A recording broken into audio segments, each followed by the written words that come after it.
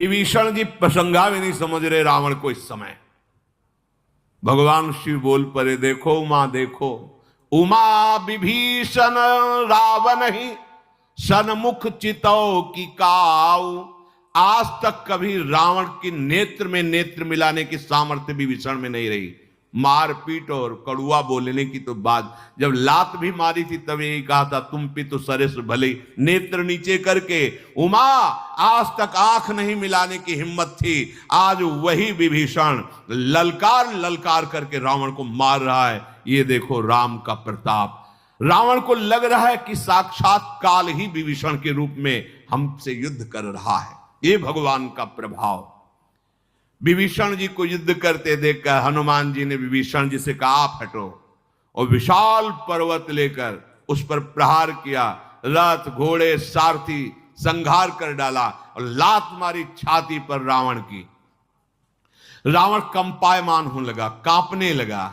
विभीषण जी भगवान श्री राम के पास गए, ललकार ललकार कर हनुमान जी उस पर प्रहार कर रहे हैं। जब हनुमान जी ने देखा इसकी मूर्छा दूर हुई तो आकाश की तरफ उड़ने लगे, पूंछ पकड़ ली। हनुमान जी उसको साथ लिए ऊपर उड़ रहे। फिर आकाश में ही वो माया से युक्त होकर हनुमान जी से युद्ध कर रहा है। छल बल करके बहुत उपाय किए पर हनुमान जी को परास्त कर नहीं पा रहा। श्री रघुवीर जी का स्मरण करके ललकार करके रावण को हनुमान जी पीट रहे, फिर पृथ्वी पर पटक दिया।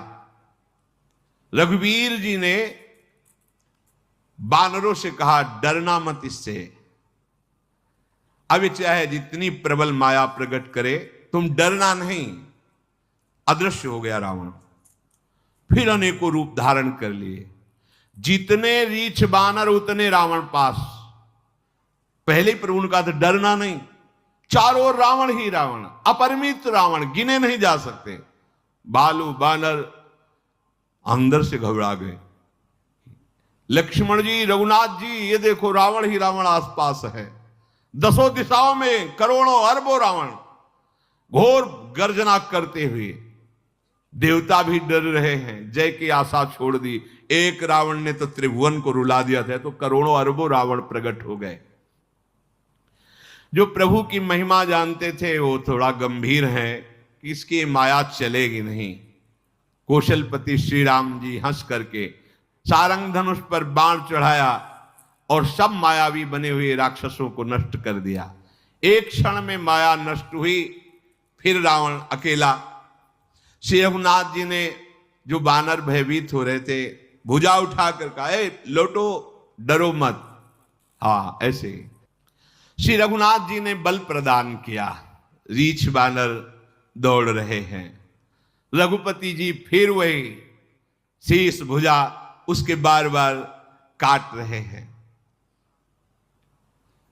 ये सूचना सियाजू को मिली कि मारे ही नहीं मर रहा है। बार बार शीश भुजा काटने पर भी सीता जी के हृदय में बड़ा भारी विषाद प्रकट हुआ। मुख उदास हो गया, भारी चिंता उत्पन्न हो गई। त्रिजटा से बोली, माता ये मर क्यों नहीं रहा है रावण? ये कैसे मरेगा? रघुनाथ जी के अमोघ बाण उसके सर काट रहे हैं, भुजा काट रहे हैं। ये विपरीत बात कैसी हो रही? भगवान का अमोघ बाण है, मर क्यों नहीं रहा है? इसको तो मर जाना चाहिए।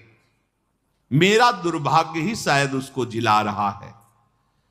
मुझे भगवान के चरणों से अलग जिस भाग्य ने किया वही भाग्य उसे जिला रहा है। बहुविधि कर बिलाप जानकी, करि करि सुरति कृपा निधान की। कह त्रिजटा सुनु राजु कुमारी, उरसर लागत मरई सुरारी। जानकी जी रुदन करने लगी, हे नाथ, आपके चरणों से अभी कितने पल विमुख रहना पड़ेगा। एक एक पल यहां कल्पों के समान व्यतीत हो रहा है। त्रिजटा ने कहा, राजकुमारी दुखी मत हो, मारा जाएगा रावण। जब उसके हृदय में बाण मारा जाएगा तब वो मारा जाएगा। तो प्रभु हृदय में बाण क्यों नहीं मार रहे?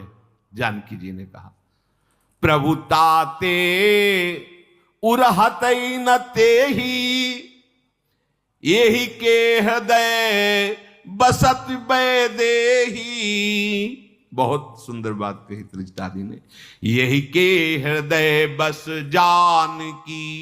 जानकी उर मम बास है, मम उदर भुवन अनेक लागत, बान सब कर नास है। सुनि बचन हर्ष विषाद मन, अति देखी पुनि त्रिजटा कहा। अब मरिहि रिपु यही विधि सुनई, सुंदरी तजहि संशय महा। काटत सिर होई बिकल, छूट जाय तब ध्यान, तब रावण ही हृदय महु, मरि है राम सुजान। त्रिजटा जी ने कहा कि राजकुमारी, मरेगा रावण, चिंता मत करो। अभी प्रभु उसके हृदय में इसलिए बाण नहीं मार रहे कि वो निरंतर आपका ध्यान कर रहा है। प्रभु ताते उर हतैन तेही, यही के हृदय बसत बैदेही। आपको स्मरण होगा जब सीता जी का अपहरण कर रहा है तो सबसे पहले चरण वंदना की थी। सीता चरण बंदी सुख माना,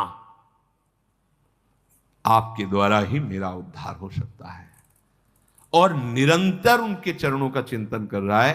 त्रिजटा जी बोल रहे हैं कि यही के हृदय बसत बैदेही।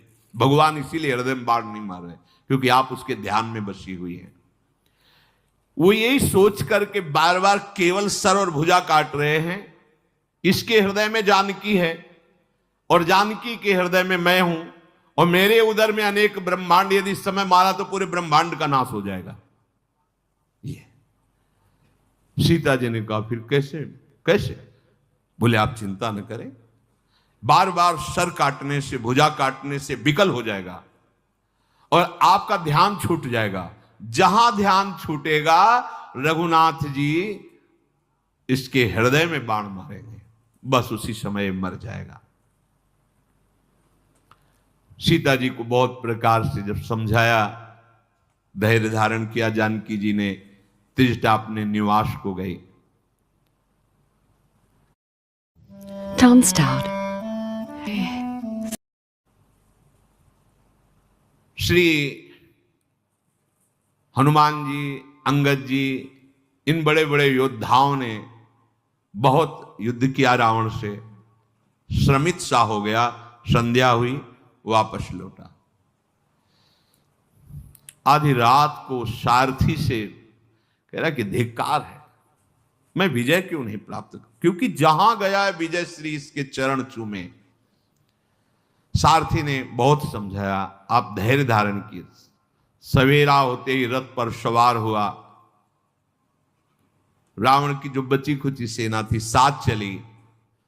उधर विकराल बानर क्रोध से युक्त होकर के रावण पर आक्रमण किया। जो कुछ राक्षस थे वो भाग पड़े रावण को छोड़ करके। चारों ओर से नख से, दांतों से रावण पर प्रहार कर रहे। देख महामरकट प्रबल रावण कीन विचार, अंतरहित हुए निमिषमो कृत माया विस्तार। तुरंत वो अंतर्धान हो गया और माया का विस्तार करने लगा।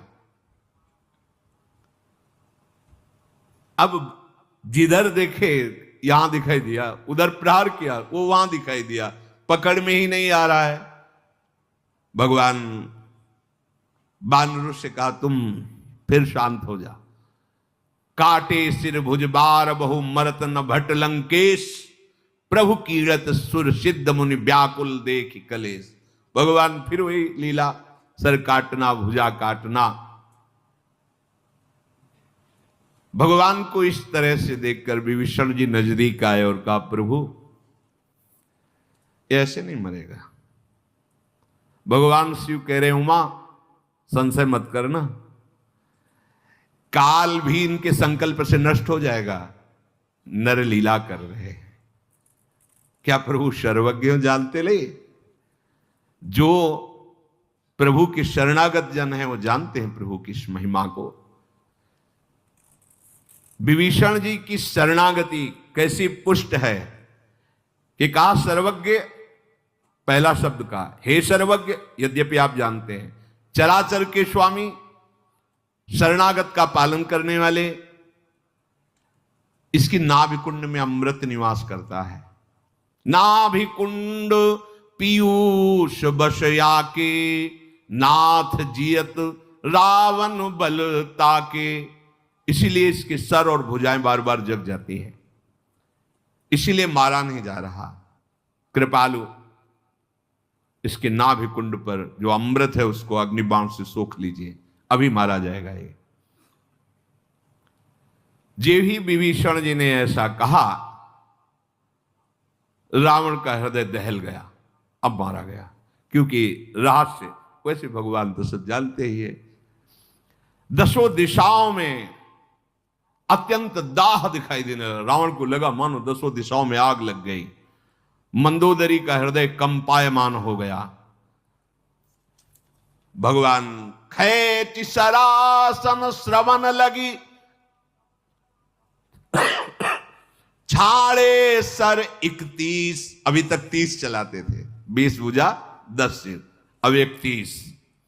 रघुनायक सायक चले, मानहु काल फनीस। सायक एक नाभिसर शोषा, अपर लगे भुज सिर करी रोषा। ले सिर बाहु चले नाराचा, सिर भुजहीन रुंड मही नाचा। धरनि धसई धर धाव प्रचंडा, तब सरहति प्रभु कृत द्वि खंडा। भगवान ने 31 बाण संधान किए। सबसे पहला एक बाण जाकर नाभि में लगा, अमृत नष्ट हो गया, सूख गया। 20 भुजाओं को काट दिया, 10 सिरों को काट दिया, 31 बाण। अब जो रावण का धड़ है, पृथ्वी धसने लगी ऐसा, उसके भी 2 खंड करके काट के गिरा दिए। जब रावण के सर कट रहे थे तो क्या बोल रहा था? गरजे मरत घोर रव भारी, कहां राम रन हतों पचारी। कहां राम है, कहां राम है, कहां राम है। रावण के गिरते ही समुद्र, नदियां, दिशाओं के हाथी, पर्वत सब क्षुब्ध हो गए। रावण धड़ जो 2 भागों में गिरा, सैकड़ों बानरों और भालुओं को पीस डाला। भगवान ने ये जो आखिरी 31 बाण चलाए थे, एक बाण तो नाभि के अमृत को सोखा, और जो 30 बाण थे वो भुजा और सर को लेके मंदोदरी के सामने पहुंचा दिया। मंदोदरी आगे भुज शीशा, धरि सर चले जहां जग। भगवान के बाण वापस आकर तूड़ीर में विराजमान हो गए। सबके देखते देखते आश्चर्य हुआ। रावण के शरीर से एक दिव्य तेज प्रकट हुआ और वो भगवान के श्रीअंग में विलीन हो गया। उस समय भगवान शंकर, ब्रह्मा जी, समस्त देवता भगवान पर पुष्पों की वर्षा करें। प्रबल भुज दंडधारी भगवान श्री राम की जय, ऐसी जय जयकार हो रही है। सब पुष्प बरसाते हैं, कृपालु मुकुंद की जय हो। हे कृपा के कंद, हे मोक्षदाता आपकी जय हो। हे समस्त द्वंद्वों का हरण करने वाले, हे शरणागतों को सुख देने वाले, दुष्टों के दल को विदीर्ण करने वाले प्रभु आपकी जय हो। देव दुंदुभियां बजने लगी। प्रभु श्री रामचंद्र जी ने कृपा दृष्टि से समस्त देवता ऋषि मुनियों को देखा। जो बानर भालू उपस्थित है, भगवान की जय जयकार करके गर्जना कर रहे हैं। मंदोदरी के सामने सिर और भुजा पहुंचे, मूर्छित हो गए। अपनी दासियों को जब सुध आई तो अपनी दासियों से कहा, ले चलो संग्राम भूमि में। वहां जब गई तो टुकड़े टुकड़े रावण के, धड़ के भी 2 टुकड़े, बाल खुले हुए हैं, रो रही है, संभाल नहीं, बार बार छाती पीट रही है। कहती, नाथ समझाया था आपको, तुम्हारे बल से पृथ्वी कांपती थी, अग्नि चंद्रमा सूर्य तुम्हारे सामने तेजहीन होकर हाथ जोड़कर खड़े रहते थे। प्रभु, आज वही शरीर तुम्हारा धूल धूसरित पड़ा हुआ है। वरुण, कुबेर, इंद्र, वायु, कोई ऐसा देवता नहीं जो तुम्हारे सामने रण में टिक सके। स्वामी, मैंने देखा यमराज भी हाथ जोड़कर आपसे बात करते थे। आज आप एक अनाथ की तरह, असमर्थ की तरह पड़े हुए हो। तुम्हारी प्रभुता जगत जानता है, लेकिन हाय, तुम्हारे पुत्र और कुटुंबियों का भी विनाश हो गया। आज कोई रोने वाला नहीं बचा आपके पास। ऐसी दुर्दशा इसलिए हुई तुम्हारी कि तुम भगवान श्री राम से विमुख हुए। राम विमुख असहाल तुम्हारा, रहा न को कुल रोवनिहारा। तुम्हारी ऐसी दुर्दशा कि आज हमारे साथ बैठकर तुम्हारे वंश में कोई रोने वाला नहीं बचा है। नाथ, मैंने देखा भगवान की सृष्टि में कोई ऐसा नहीं जो तुमसे डरता न हो।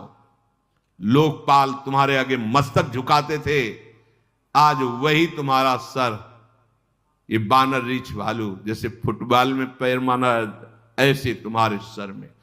तुम्हारी भुजाओं को गीदड़ नोच नोच के खा रहे हैं। ये ठीक ही है, क्योंकि राम विमुख की यही गति होती है। अब तव सिर भुज जम्बुक खाही, राम विमुख अस अनुचित नाही। पति, तुमको बहुत समझाया था, लेकिन तुम काल विवश होकर नहीं माने और चराचर के स्वामी भगवान श्री राम से विमुख हुए, वैर किया, मनुष्य माना उन्हें। आहा, नाथ रघुनाथ सम कृपा सिंधु नहीं आन। मंदोदरी के पर हे नाथ, कृपा सिंधु रघुनाथ के समान कोई दयालु नहीं। तुझ जैसा विरोधी उस गति को प्राप्त हुआ जो मुनि जन चाहते रहते। आहा, नाथ रघुनाथ सम कृपा सिंधु नहीं आन, जोगी वृंद दुर्लभ गति तो ही दीन भगवान। देखो, मैं कहती थी भगवान बड़े कृपालु, तूने नहीं माना, वैर किया। फिर भी देखो मेरे प्रभु इतने कृपालु कि तुम्हें योगी दुर्लभ गति प्रदान की। मंदोदरी के वचन सुन करके बड़े बड़े ऋषि मुनि आनंदित हो रहे। बहुत सुंदर बुद्धि, तत्व के जानने वाले जो ऋषि मुनि थे वो बहुत आनंदित हुए मंदोदरी की बात सुन। रघुनाथ जी प्रेम मगन हो रहे मंदोदरी की बात सुनकर। विभीषण जी को प्रेरित किया, जाओ। विभीषण जी नजदीक आए और समझा रहे हैं। प्रभु श्री राम जी ने लखन जी को आज्ञा की, जाओ, कहीं विभीषण भ्रातृ प्रेम में आकर के समझाने में असमर्थ हो तो उनको तुम समझाओ। लक्ष्मण जी ने आकर बहुत प्रकार से विभीषण जी को भी समझाया और समझाया। प्रभु ने कृपा दृष्टि से सब की तरफ देखा। गंभीरता आई सबके हृदय में, विरह जो मंदोदरी आदि के हृदय में था। प्रभु ने कहा, जाओ अंत्येष्टि संस्कार करो जैसे एक सम्राट का होता है, ऐसे रावण का। प्रभु की आज्ञा मानकर विभीषण जी ने विधि पूर्वक वैसे ही सब अंत्येष्टि क्रिया की। सबने, मंदोदरी आदि ने रावण को जलांजलि तिलांजलि जो अर्पित की। फिर सब महल वापस गए। विभीषण जी ने सब क्रिया करके भगवान को पुनः नमस्कार किया। कृपा समुद्र श्री राम जी ने लक्ष्मण जी से कहा कि तुम वानर राज सुग्रीव, अंगद, नलनी, जांबवान, मारुति नंदन, नीति निपुण सब लोग जाओ और अभी विभीषण का राज तिलक लंकाधिपति के रूप में करो। मैं अपने पिता के वचन का पालन करने के कारण नगर प्रवेश नहीं कर सकता। विभीषण जी से कहा, मेरे ही स्वरूप लखनलाल हैं, ये तुम्हारे साथ जाएंगे। प्रभु के वचन सुनकर तत्काल सब राज तिलक की सारी व्यवस्था हुई। आदर के साथ विभीषण जी को सिंहासन पर बैठाला गया, राज तिलक हुआ। फिर लखनलाल और सब ने हाथ जोड़कर विभीषण जी का स्तवन करके नमस्कार किया। जिसे राजा बनाया जाता है उसमें भगवान का आवेश माना जाता है, भगवान साक्षात विराजमान है, ऐसा कह के सबने नमस्कार किया, स्तवन किया। विभीषण जी सहित फिर सब प्रभु के पास आए। रघुवीर जी ने सबको बुला लिया और प्रिय वचन कह के सुखी किया। भगवान ने अमृत के समान वाणी कहकर सुखी किया कि समस्त सेना के जो बचे हुए ऋषि वानर थे कि आपके बल से मारा गया रावण, ये जो विजय हुई ये सब आपके सहयोग से हुई, आपके बल से विभीषण को राज्य मिला। तुम्हारा यश तीनों लोकों में नित्य नया नूतन बना रहेगा। जो मेरे सहित तुम्हारी कीर्ति का गान करेगा वो बिना श्रम के, बिना किसी अन्य साधन के समस्त पापों से रहित होकर मेरे परम धाम को प्राप्त करेगा। भगवान ने ऐसा कहा कि जो मेरे चरित्र का गायन करेगा, सुनेगा, वो बिना किसी अन्य साधन के भी पाप रहित होकर मेरे परम धाम को प्राप्त होगा। प्रभु के वचन श्रवण सुनी, नहीं अघाहि कपिपुंज, बार बार सिर नावही, गहई सकल पद कंज।